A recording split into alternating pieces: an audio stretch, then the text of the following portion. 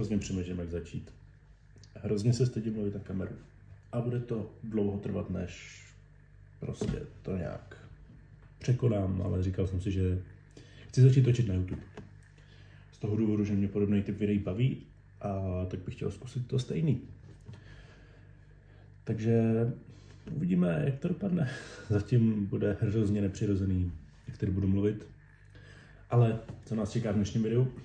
Říkal jsem si, tak teď už začnu za týden, tak teď už začnu za měsíc, teď už začnu a když jsem nezačal, takže začínám teď. Když mě znáte, tak víte, že jsem prostě powerlifter, zvedám, takže uvidíte dost kontentu ohledně zvedání.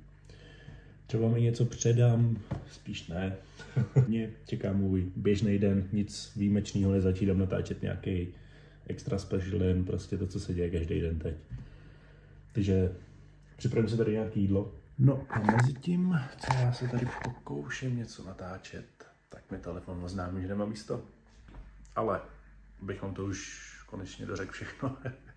Tak jdu si dělat něco k snídani a pak vyrazíme pryč. Takže uvidíme se za chvíli. Finální produkt. Jogurt s proteinem, nějaká čokoláda, rozinky a to je všechno. Já teďka moc nejím, takže tohle je ještě docela velký jídlo na mě. Pokud mají klimu na fitku, bych je doporučoval prostě nějak jakože rozumně stáhnout, ne úplně extrémně. Můžu ukázat. Dneska je vlastně nějaká ta předpremiéra toho. Vyrazím do světa. Kam? To vám řeknu až po cestě v autě. Ale vždycky, když si dělám protein, tak aspoň trošku mi toho vždycky musí vypadnout.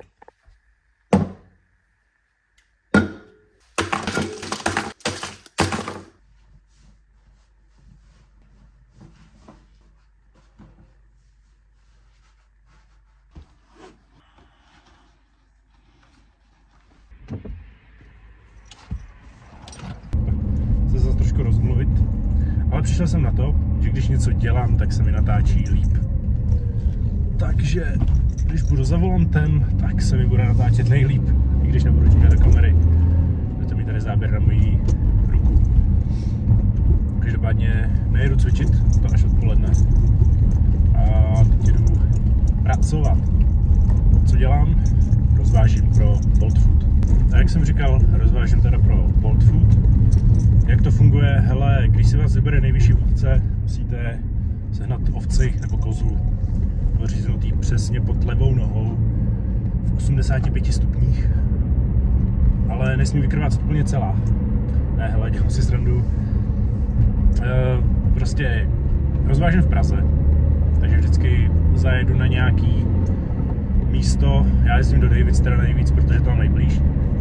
A zapnu aplikaci, dám tam, že jsem aktivní, připojím se a čekám, kdy mi skáčou objednávky. No. Nejlepší doba je mezi obědama, večeřema, co jsem zkoušel ráno nebo nějak jako odpoledne, tak je toho míň. Ale jde to. Jako jezdím teďka třeba 2 až 4 hodiny. Není to špatný. Každopádně odpoledne trénink. Dneska mám nějaký 7. trénink v kuse. Jak mě to jako... Ještě necítím, že byl přímo jako přetrénovaný. Cítím, že by to chtělo rest, který si dám asi zítra nebo pozítří, ale cítím se fajn. Spíš teď jedu na lidi, co by mě viděli ve fitku, jak by to neřekli, ale se snažím jet na techniku než na váhy. Ale dneska trénink tahů, včera jsem měl benče, hodně lehký benče do 140 kg, šel jsem 2, tak nějaký vypáčka se 130 myslím. Prostě více snažím teďka hrotit opáčka než jedničky, nebo většinou jdu nějakou těžší jedničku a potom samozřejmě opáčka.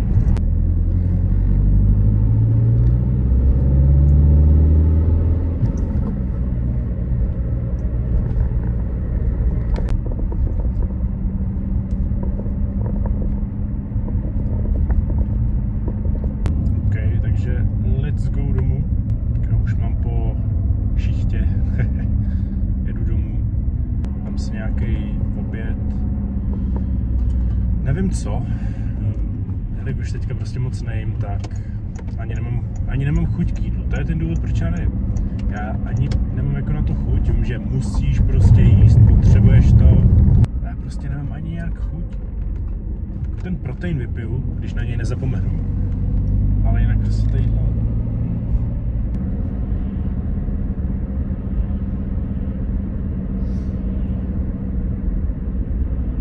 Mám tady druhý jídlo, jak vidíte, špagety. No a je to trochu víc tučný jídlo, je tam hodně sýru, protože já mám jako fakt rád sejra. Ale vůbec mi to před tréninkem nevadí, navíc trénink budu mít tady za nějaký asi 2 hodiny, takže strávení úplně v pohodě. Jdu se najíst a další vstup budete mít až před tréninkem. Stále jsem toho názoru, že prostě mám málo věcí na cvičení. Jako taška poloprázdná, že jo, ještě se tam toho hodně vejde. Ale když tam narvu bandy a všechno. Ale pořád prostě jako nic moc, chtělo by to víc věcí. Jak kdybyste chtěli takovéhle krásné čpavky od Smelsu, nebo i cokoliv jiného, tak se koukněte na kusáky.cz a využijte můj slevový kód Ondra10. Takže se tady udělám i menší promo rovnou v prvním videu. No nic, vidíme se na tréninku. Ještě poslední věc a jsem ready.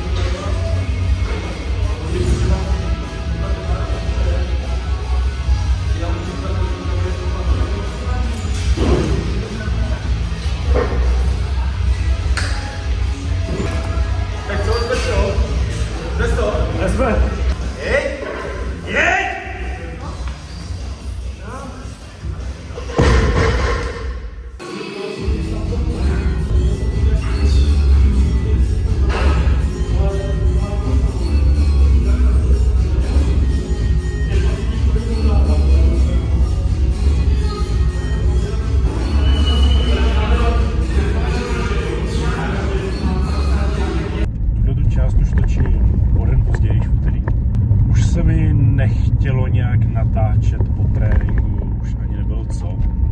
Už ani jsem jako nechtěl se nějak zabývat tím, že bych něco natáčel.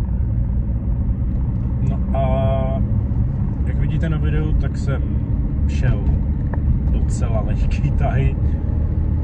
Šel jsem po 20, začal jsem na 60, pak jsem šel 100, 140, 180, 220, 260. S tím, že těch 260 už jsem musel jako první pokus jsem failoval, druhý jsem se rozhodl, že půjdu střídavým úchopem a ne hookem, protože hook teprve začínám a ještě to není úplně moje silná stránka. Ještě je ten úchop slabý. Šel jsem pořádný, jako těžký tahy, jsem šel hookem jednou a dopadlo to tímhletím krásným palcem. No a to, co teď točím, tuto část, to je jediné, co dneska uvidíte. Chtěl jsem nějak to video ukončit, včera jsem to nezvládl ukončit, tak to ukonču dneska, že jsem točil včera pomalu celý den, ale měl jsem video ukončit. Tak jsem si řekl, že by bylo dobrý aspoň se tady shrnout ten včerejší trénink. Vlastně po těch tazích jsem šel ještě stahování horní kladky, což jsem šel jenom na 2 série, protože tam u nás v gymu nějak se nedokážu nastavit na to stahování kladky jako stehnama, nebo jako mě to chytlo nohy dobře, abych se dokázal zapřít. Pak jsem šel nějaký přítahy jednoručky v předklonu a bicák na konci. A to je vlastně všechno, co jsem včera šel na tréninku. Už to nebyla žádná hitparáda, přece jenom 6. trénink v řadě už je znám. To bude teda všechno pro tohle video, pro tohle první moje video. Doufám, že se mu líbilo, aspoň částečně. Doufám, že jsem nepůsobil na kameře nepřirozeně, což se cítím nepřirozeně, ale čím víc videí, tím to bude přirozenější a snad se to i vám bude líbit. To už bude fakt všechno pro tohle video, tak se mějte krásně a